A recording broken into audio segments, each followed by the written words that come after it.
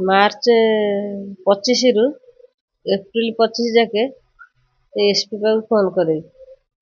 ସେ ଏଡିଜି ଯେ ଏସପି ପାଖକୁ ଫୋନ କରେ। ଫୋନ କରି କହେ ସେ ଟୋକା କାହିଁକି କଣ ଆସୁନି, କାହିଁ ଆସୁନି।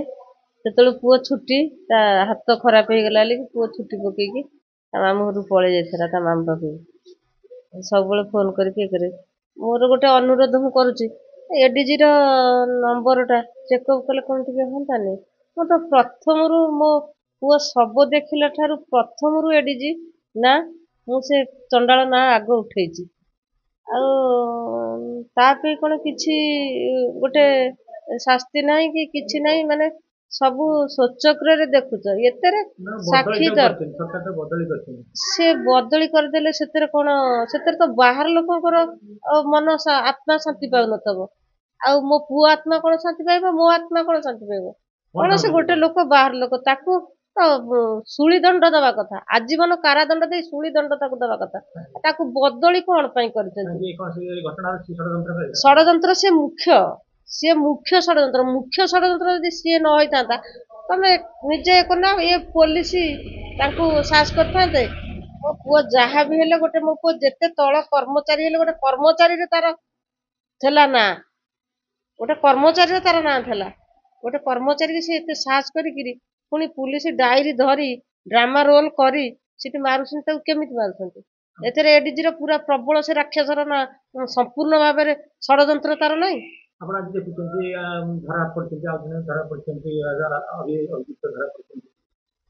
ସେମାନେ କ୍ରାଇମବ୍ରାଞ୍ଚ ବାଲା ତାଙ୍କୁ ଧରୁଛନ୍ତି, ନଉଛନ୍ତି। ସେ ଆରାମସେ କଥା ଡାଲି ଭାତ ଖାଇଲେ, ଗଲା ସେଠି ଖରା ଗରମରେ ଖଟୁଥିଲେ, ସେଠି ଯାଇକି ଆରାମରେ ବସିଛନ୍ତି। ଆଉ କଣ ତାଙ୍କ ଠାରୁ କଣ କଥା କଣ ଆଦାୟ କରୁଛନ୍ତି ନା ତାଙ୍କୁ କଣ କହୁଛନ୍ତି?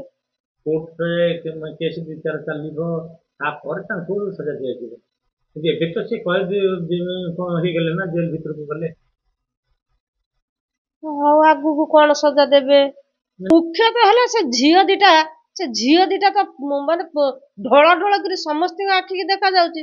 ସେ ଝିଅ ଦିଟାକୁ ବି ସେ ଏପର୍ଯ୍ୟନ୍ତ ତାଙ୍କୁ ସିଏ ନଉନାହାନ୍ତି, ତାଙ୍କ ମୁଖା ଖୋଲୁନାହାନ୍ତି, କି ତାଙ୍କୁ ପଚାରୁନାହାନ୍ତି।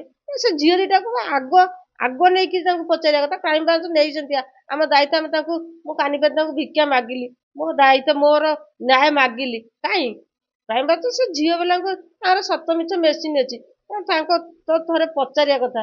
ତାଙ୍କୁ ତ ପଚରା ନାହିଁ କି କିଛି ବୋଲି କିଛି ନାହିଁ।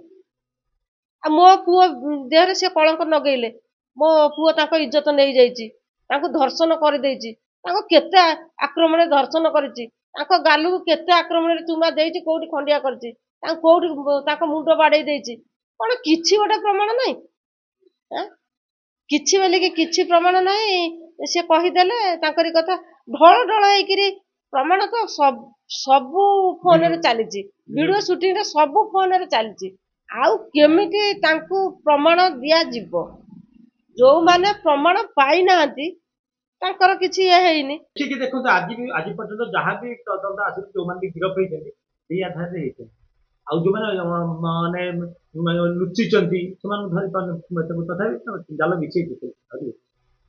ଜାଲ ବିଛେଇଛନ୍ତି କଣ? ଆଜିକି ତ 22 ଦିନ ହେଲା। ଆଉ 22 ଦିନ ହେଲା ସେ ଏଇ ଗୋଟିଏ ଗୋଟିଏ ଧରୁଛନ୍ତି ସେ ଝୁଅ ମାନଙ୍କୁ। ସେ ପ୍ରଥମ ହଉଛନ୍ତି ସେ ଝୁଅ ନା, ତାଙ୍କର କଣ ସମ୍ମାନ ହେଲା? ସେ ତ ଏଇ ଧନ୍ଦା କରିବେ, ଏଇ ଧନ୍ଦା କରି ସେ ତାଙ୍କ ବାପା ମାଆକୁ ପୋଷନ୍ତି। ଏଇ ଧନ୍ଦା ସେ ନ କରିଲେ ସିଏ କେବେ ଏତେ ବଡ ଇଏ ନେଇଥାନ୍ତେ? ସେ କିଛି ଟଙ୍କା ତାଙ୍କୁ ଦିଆହେଇଛି, ସେ ହାତ ଅଛନ୍ତି, ଏଇ ଧନ୍ଦା ତାଙ୍କର କୋଉଠି ଗୋଟେ ଇଜ୍ଜତ ବୋଲିକି କଣ ଆସିଲା? ପୁରୁଣା ଚିହ୍ନା କଣ? ପୁରୁଣା ଚିହ୍ନା ସେ ନୁହଁ।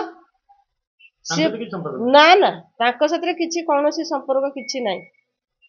ଆଉ ମୁଁ ତ ଏତେ କାନ୍ଦୁଛି, ବୋବଉଛି, କାନିପାତି ଏତେ ଭିକ ମାଗୁଛି। ଇଏ ଯଦି ମୋ ଭାରତରେ ଥାନ୍ତା, ମୋ ପଞ୍ଚାୟତରେ ଥାନ୍ତା, କି ମୋ ଗାଁ ଗଣ୍ଡରେ ଥାନ୍ତା, କି ମୋର ଯୋଉଠି ଯିଏ ଥାନ୍ତେ, ମତେ ବି ଭିକ୍ଷା ବୋଧେ, ମୁଁ ଭାବୁଛି ଏ ଯୋଉ ପିମ୍ପୁଡି ଭଳିଆ ଲୋକ ସେମାନେ ଦେଇ ସାରନ୍ତାନି। ଏ ସରକାର କଣ ଦଉଛି? କାହିଁ ମତେ ସିଏ କୋଉଠି କଣ ତାଙ୍କ ଘରେ ସେ ଥବ ନା? ନା ନା, ସିଏ ମୋ ପାଖକୁ, ମୋ ପୁଅ, ମୁଁ ସେଇ ଥାନାରେ ତାକୁ ଯାହା ଦେଖିଥିଲି, ଆଉ ମୁଁ ତାକୁ ଦେଖିନାହିଁ। ସେ ମୋ ସାଥିରେ ଦେଖା ସାକ୍ଷାତ ନାହିଁ, ମୁଁ ତାଙ୍କୁ ଦେଖିନାହିଁ।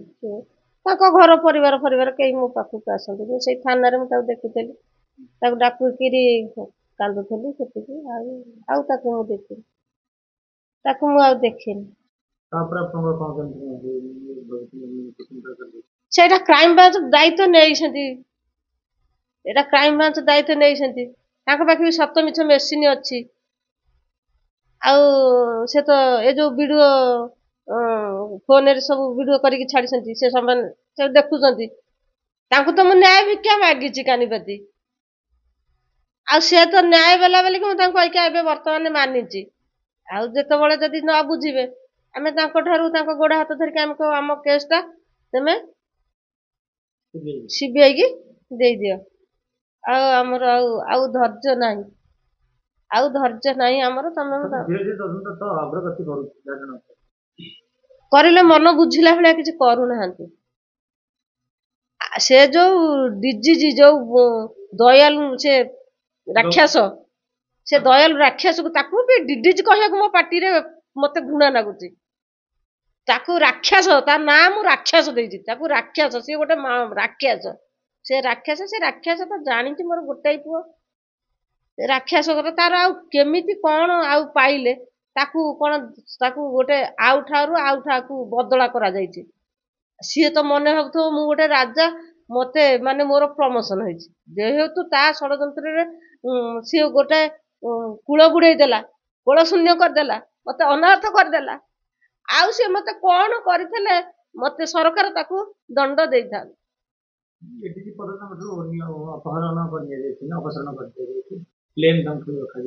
ପ୍ଲେନ ରଖାଗଲା, ଆଜି ଏଇଖିଣିକା 6 ମାସ ପ୍ଲେନରେ ରଖିଦେବେ, ତାପରେ ତା ପଦ ସେ ପାଇଯିବ। ସେ ରାକ୍ଷସ ପୁଣି ତା ପଦ ପାଇଯିବ। ସେଥିରୁ ଆମକୁ କଣ?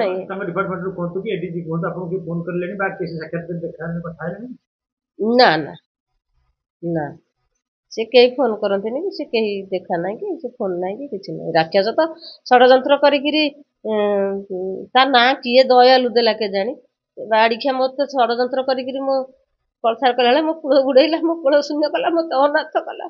ଦେଖେ ମୁଁ ଆଜି ଉପରକୁ ହାତ ଟେକି ଦେଇଛି, ତୋ କୂଳ ଶୂନ୍ୟ ହବ। ମୋ ପୁଅ ଯୋଉ ଯାକେ ତୋ ଦେହର ତୋ ଅଙ୍ଗକୁ ପ୍ରସ କରିକି ଛୁଇଁକି ଯାଇଛି, ସବୁଆଡେ ତୋର ନାଙ୍ଗୁଡା ପୋକ ଚାଲିବ, କିନ୍ତୁ ସହଜକେ ତୁ ବି ମୃତ୍ୟୁ ହବୁନୁ। ଦେଖେ ଏଇଟା କିନ୍ତୁ ମନେ ରଖିଥା, ତୋ କୋଳ ତୁ ଦିଟା ପୁଅ ବୋଲିକି ଯୋଉ ଗର୍ବରେ ତୋର ଇଏ ହଉଥିବ, ସେ ଦିଟା ପୁଅ ମୁଣ୍ଡ ଏମିତି ଟ୍ରକ ଚଢିକି ଛିଞ୍ଚତର ହେଇଯିବ, ତୁ ମୋ ପୁଅ ମୁହଁ ମୁଁ ଚିହ୍ନି ପାଇଲି, ତୁ ଚିହ୍ନି ପାରିବୁନି। ତୁ ଯୋଉଠି ଥା ରାକ୍ଷସ ମତେ ଦେଖୁଥା, ତୁ ଯୋଉଠି ଥାବୁ ମତେ ଦେଖୁଥବୁ ରାକ୍ଷସ। ରାକ୍ଷସ ମତେ ତୁ ଦେଖୁଥବୁ, ତୁ କେତେ ସେବା ପାଉଥବୁ। ରାକ୍ଷସ ତୁ ଦେଖୁଥବୁ, ତ ଆର ଜନ୍ମକୁ ତୁ କଣ ହବୁ, ଗୋଟେ କୁକୁର ହେଇକିରି ଅଇଁଠା ଚାଟି ଚାଟି ତୋର ତୋ ଦିନ ଯିବ। କୋଉଠି ବି ତୁ ଅଇଁଠା ବି ସୁଦ୍ଧା ଶାନ୍ତିରେ ପାଇବୁନୁ। ଆଉ କୋଉମାନଙ୍କ ଉପରେ ଆପଣଙ୍କର ରହୁଛି ଯୋଉମାନଙ୍କୁ ବି ରହିବା ଦରକାର ବୋଲି? ଯେତେ ମୋ ଛୁଆକୁ କଲବଲକିରି ବାଡେଇଛନ୍ତି, ସରକାରକୁ କହିବି କଣ, ପୋଲିସ ମାନଙ୍କୁ କହିବି କଣ? ପୋଲିସ ତ ନିଜେ ବାଡେଇଛନ୍ତି, ସେ ପୋଲିସ କି ବି ସୁଦ୍ଧା ଗିରଫ କରୁନାହାନ୍ତି, ତାଙ୍କୁ ଆଜୀବନ ଦଣ୍ଡ ଦଉନାହାନ୍ତି। ପୋଲିସ କି ଦଉନ, ଆଉ କ୍ରାଇମବ୍ରାଞ୍ଚ ମତେ ନ୍ୟାୟ ଦବ ବୋଲିକି ମୋର ଗୋଟେ ତାଙ୍କ ଉପରେ ଭରସା ରଖିବି କଣ? ତାଙ୍କ କ୍ରାଇମବ୍ରାଞ୍ଚ ଉପରେ ମୋର ଗୋଟେ ମୁଁ ଭରସା ରଖିବି କଣ? ମୁଁ ମନେ ଭାବିଲାଣି ସେ ଦେଇଦିଅନ୍ତୁ, ସିବିଆଇ କି ଦେଇଦିଅନ୍ତୁ, କ୍ରାଇମବ୍ରାଞ୍ଚକୁ ତାଙ୍କ ଉପରେ ଭରସା। ସେ ତ ନିଜେ ଦେଖୁଥିବେ, ଫୋନରେ ଦେଖୁଥିବେ, ସେ ଦେଖୁଥିବେ ତ ସେ ପୋଲିସ ବାଲା କେମିତି ଡ୍ରାମା କରୁଛନ୍ତି, ସେ ଦେଖୁଥିବେ। ସେ କ୍ରାଇମବ୍ରାଞ୍ଚ ବାଲା ତାଙ୍କୁ କଣ ଟିକେ ତାଙ୍କର ସେ ମଣିଷ ନା ସେ ପଶୁ? ଆଉ ଆଜି ସେ ଦେଖୁଛନ୍ତି ଗୋଟେ ମା କୋଳର ଶୂନ୍ୟ ହେଇଯାଇଛି, କାହିଁକି ନା ମୁଁ ଛୋଟ କର୍ମଚାରୀ ମାଟା ବୋଲିକି। ଆଉ ସେମିତି କେତେ କୋଳ ବି ଖାଲି କରିବେ, ଯଦି ଏଠି ନ୍ୟାୟ ନ ମିଳିବ ସେମିତି ଜାନି ଜଗତର ଧୀରେ ଧୀରେ ରାକ୍ଷସ ମାନେ ସବୁ ମା ମାନଙ୍କ କୋଳ ଶୂନ୍ୟ କରିଦେବେ। ସବୁ ମା କୋଳ ଶୂନ୍ୟ ହେଇଯିବ, ଧୀରେ ଧୀରେ ସବୁ ମା को कोल शून्य सेमती धीरे धीरे करदेबे। मात्र 4.9% रो आरंभ हो जाउची गढ़ा मजूरी। आज्ञा हां, सिटी ज्वेलर्स आनी देछि गढ़ा मजूरी रो मूल्य मात्र 4.9%। ता सहित सोना दर उपरे 2000 टंकार संपूर्ण छाड़। आज ही आसंतु सिटी ज्वेलर्स, राजमहल स्क्वायर, भुवनेश्वर। सर्तबड़ी